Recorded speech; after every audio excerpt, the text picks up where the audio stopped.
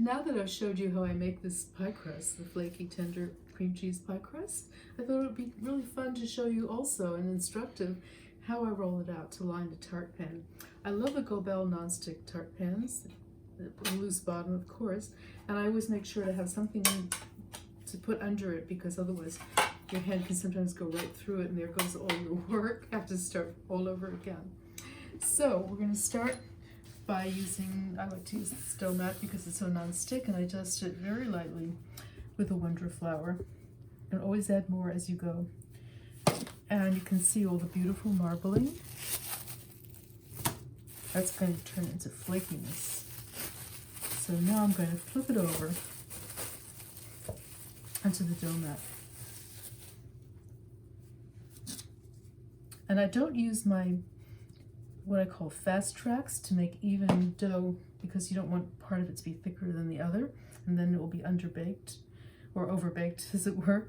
So I don't use them until I get it to the right size, and then I use them, and you'll see in a sec. This is my Singlass rolling pin. It sort of goes with the dough mat because it's made of similar material that is the most non-stick that I've ever experienced. So start by rolling out. And we want it to be for a tart pan that's a little bit over a 9" by 1.5 inch, I think it is. Anyway, it's a standard tart pan. And just add a little bit as you go. And keep moving it to make sure that it does move.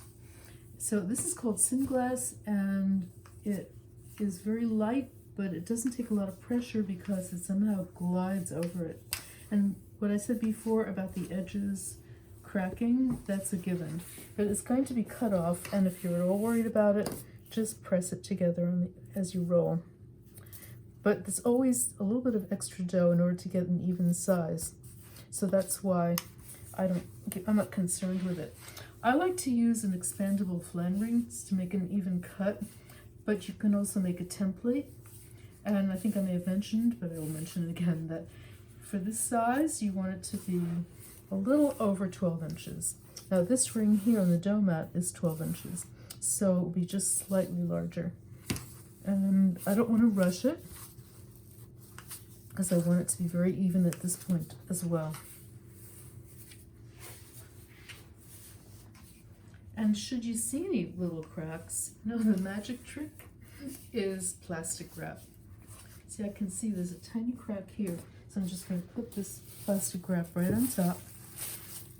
And it's not to keep it from sticking, it's to bring the dough together more smoothly.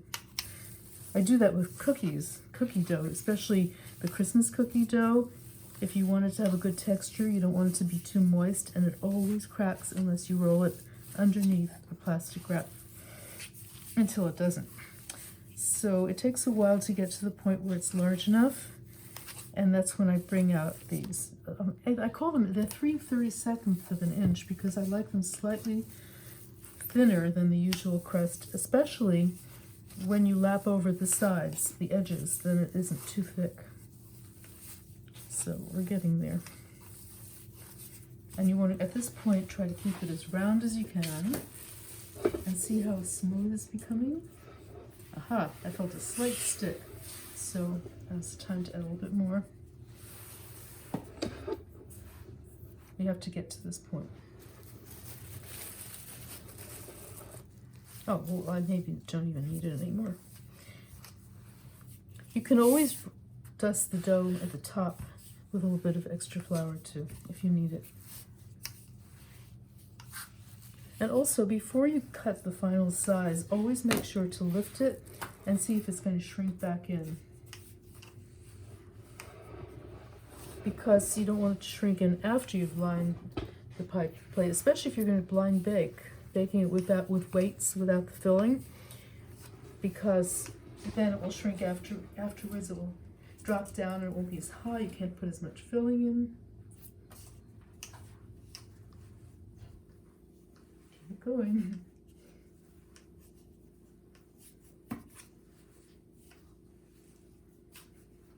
I designed this counter to be lower than standard since I'm lower than standard, and that way I can put more pressure when I'm rolling. I think a pie baking counter should always be a little bit lower than your average counter if you're designing a kitchen.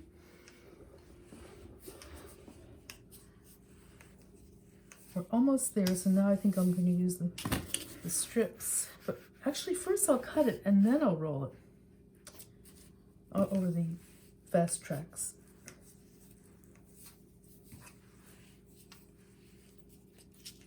So keep moving it.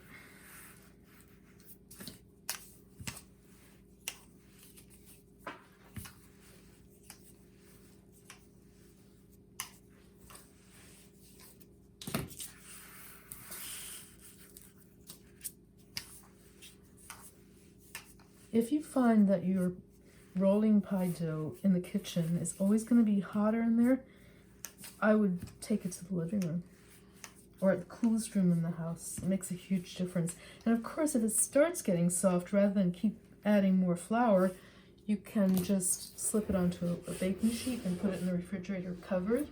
So now this is the expandable flan ring, and I can see it's still not quite big enough.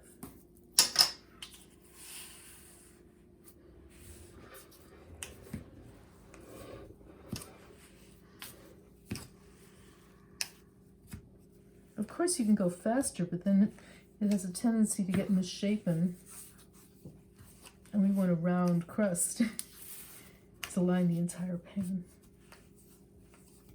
Are we there yet? Just about.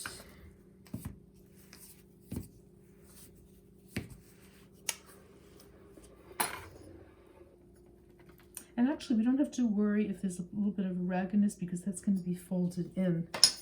So now that we're just about at the right size, I'm going to use the fast tracks. They also come in 3 different sizes, depending on if you're doing cookies, you may want it to be thicker. You surely probably will for most cookies. Okay, so now this is going to make it even throughout.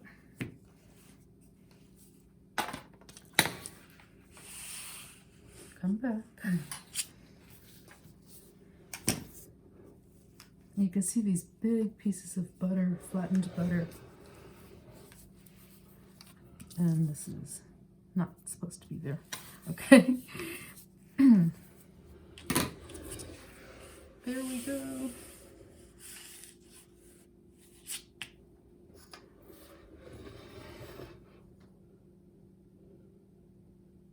Tiny bit more there.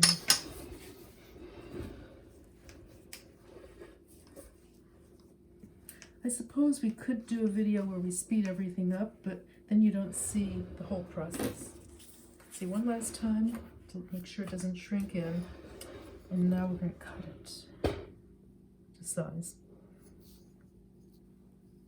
So just press down, and where these hinges are that help it to expand or contract, I'm probably going to have to use a little knife.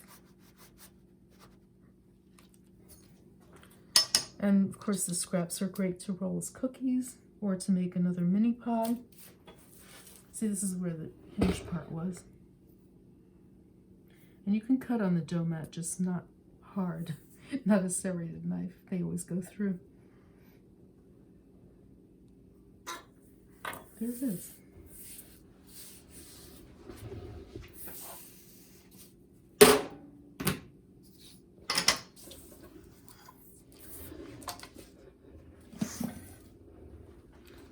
So now I'm going to drape it into the pan by folding it in half. You can fold it in quarters, or you can just lift it, and I'll move it on here so that you can see it better. I like to keep the bottom of all these things flour free so it doesn't get all over the place. Okay, see how nice and flexible the crust is? And now we want to ease it in, because if you stretch it, as I said, it will lower at the sides, and try to make it as evenly in as possible. And at this point, once you have it in and against the sides, what you can do is run a rolling, put it over like that, and then run a rolling pin over the top. But if you want a decorative border and more pie crust,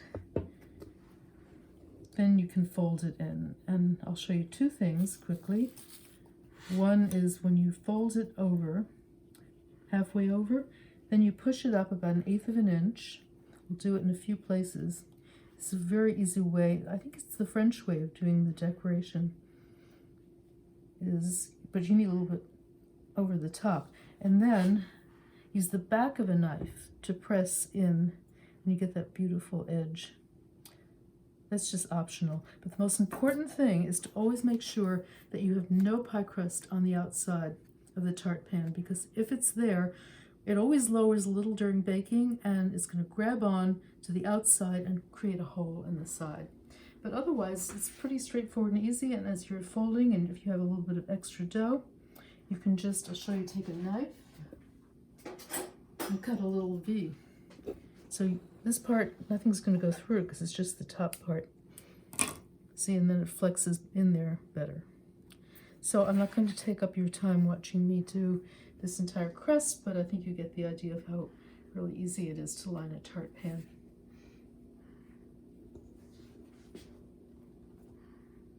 And if you're using pâte sucrée, the cookie dough, then you need to use plastic wrap because it's much more fragile.